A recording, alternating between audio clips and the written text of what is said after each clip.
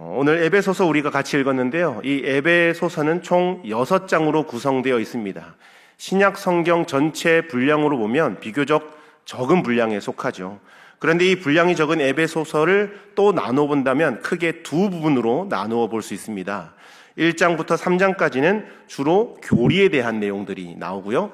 4장부터 6장까지는 삶으로 살아갈 때 필요한 실천에 대한 내용이 주를 이룹니다. 다르게 표현하면 교리에 대한 내용의 주제는 무엇을 믿을 것인가에 대한 것이고, 실천에 대한 주제는 어떻게 살 것인가, 방법에 대한 부분이죠. 오늘 본문에서 사도 바울은 오직 덕을 세워야 한다라고 권면하고 있습니다. 그렇다면 우리가 덕을 세우기 위해서 무엇을 힘쓰며 어떻게 살아가야 할 것인가, 오늘 우리 세 가지를 함께 나누면서 은혜를 나누기 원합니다.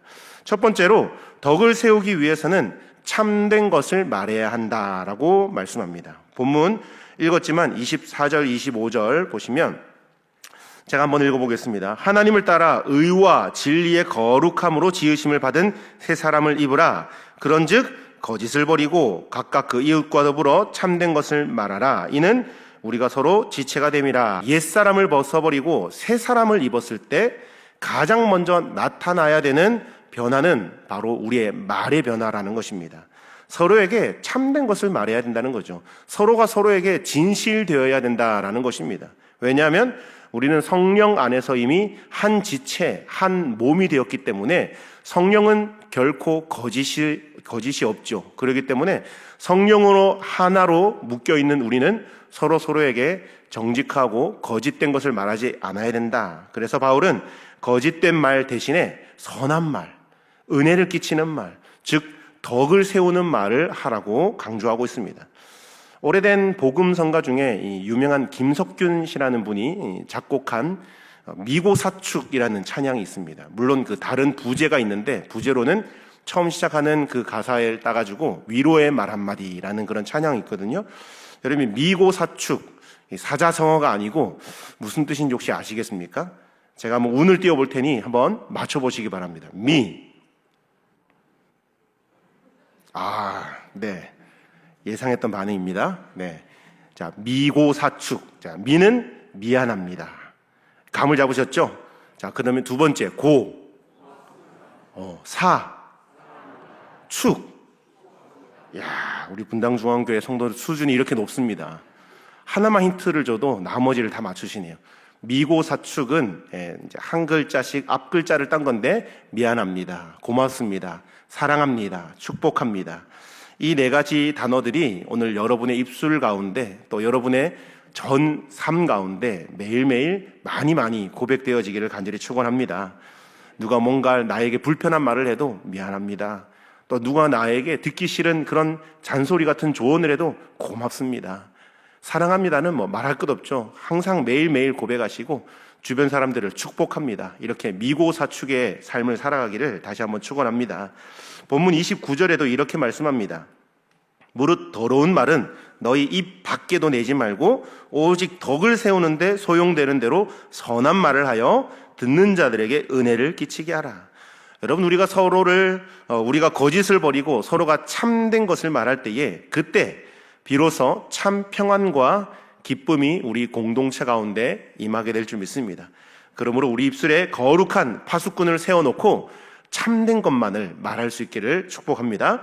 두 번째로는 덕을 세우기 위해서 분을 품어서는 안 된다라고 말씀합니다. 26절, 27절이죠. 분을 내어도 죄를 짓지 말며 해가 지도록 분을 품지 말고 마귀에게 틈을 주지 말라. 아멘. 여러분, 이 분노의 감정이라는 것은 우리의 마음이 약해지고 우리의 기도의 이 영역이 약해지면 그때부터 슬그머니 고개를 치켜드는 것입니다. 해가 지도록 분을 품지 말라는 것은 오해하시면 안 됩니다. 아예 화도 내지 말고 성질도 내지 말고 분을 내지 말라는 말씀이 아닙니다. 우리 연약한 인간이기 때문에 뭔가 억울한 상황, 힘겨운 상황이 되면 나도 모르게 내 안에서 이 욱하는 마음, 분노의 마음이 생길 수밖에 없습니다. 화가 나고 분한 마음이 생길 수는 있지만 그것이 내 안에 둥지를 틀거나 뿌리를 깊이 내리지 못하도록 날마다 단속하고 날마다 점검하면서 제거해 나가야 된다는 것이죠. 이 분노가 내 안에서 점점점 묵상되어지고 확장되어지는 것을 막아야 된다는 것입니다. 왜냐하면 분을 품고 분을 내는 것은 내 자신을 비롯한 그 누구에게도 덕이 되지 못하며 유익을 끼칠 수 없기 때문에 이렇게 말씀하는 거죠. 그러므로 우리는 분을 품는 대신에 용서의 마음을 품어야 될 줄로 믿습니다. 저희 집 냉장고에 가면 이렇게 그 캘리그라피로 한 문구가 써 있는데 이렇게 적혀 있습니다. 용서, 너가 아닌 나를 위한 것. 저희 어머니가 직접 캘리그라피를 써가지고 저희 집에 이제 주고 가셨거든요. 그렇다고 저희 집이 많이 싸우는 집이 아닙니다. 그런데 이 문구를 볼 때마다 맞아. 용서는 부부간의 관계를 넘어서서 모든 사회 관계에서 이제 용서라는 것은 상대방을 위한 것이 아니라 결국에는 나를 위한 것이라는 것을 깨닫게 됩니다. 용서하지 않거나 용서하지 못해서 발생하는 모든 손해는 고스란히 나의 손해가 되고 그 책임도 나에게로 돌아오더라는 거죠. 바라기는 누군가를 향한 분노의 감정이 생길 때마다 우리가 경험했던 십자가의 용서와 은혜를 떠올리면서 그가 누구든 기꺼이 용서할 수 있기를 주님의 이름으로 축원합니다. 세 번째로는요, 덕을 세우기 위해서 선한 일에 힘을 써야 한다라고 말씀하고 있습니다. 28절 말씀입니다. 도둑질하는 자는 다시 도둑질하지 말고 돌이켜 가난한 자에게 구제할 수 있도록 자기 손으로 수고하여 선한 일을 하라라고 말씀하죠. 바울은 덕을 세움에 있어서 무엇을 강조하고 있습니까? 단순히 소극적으로 남의 거 훔치지 말고 도둑질하지 말고 정도가 아니라 더 적극적으로 나아갑니다. 가난한 사람을 직접 돕고 구제하는 선한 일에 열심을 내야 한다라고 권면하고 있습니다. 이처럼 우리는 다른 사람에게 뭔가 보탬이 되는 것, 어려운 이웃을 구제하는 삶을 살아야 된다는 거죠. 담임 목사님께서 늘 기도 제목처럼 말씀하시고 또 늘 우리에게 권면하시는 말씀처럼 한 사람이 1000명을 돕는 규모의 축복을 받는 삶을 살아가야 된다라는 것을 오늘 이 말씀을 통해서 알 수 있는 것입니다.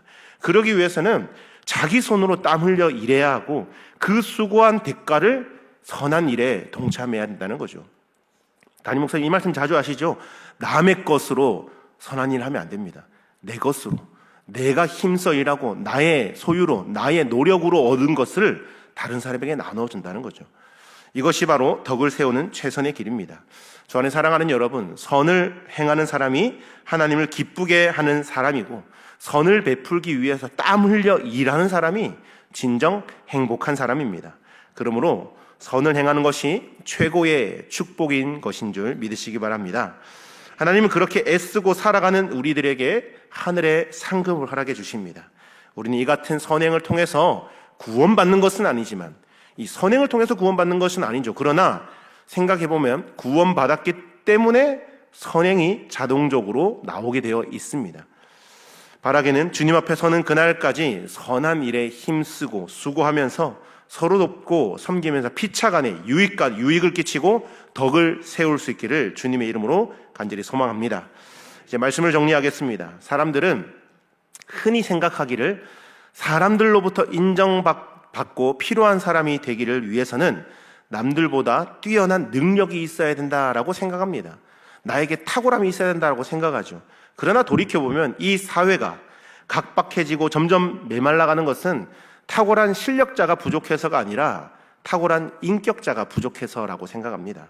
그러므로 우리가 신앙의 인격과 성도로서 갖춰야 하는 품격을 잘 갖추어서 서로에게 덕을 세우고 몸된 교회 안에 덕을 끼치는 것이 매우 중요한 일이 아닐까 생각합니다. 이것이야말로 하나님과 사람으로부터 인정받는, 칭찬받는 모습인 줄 믿습니다.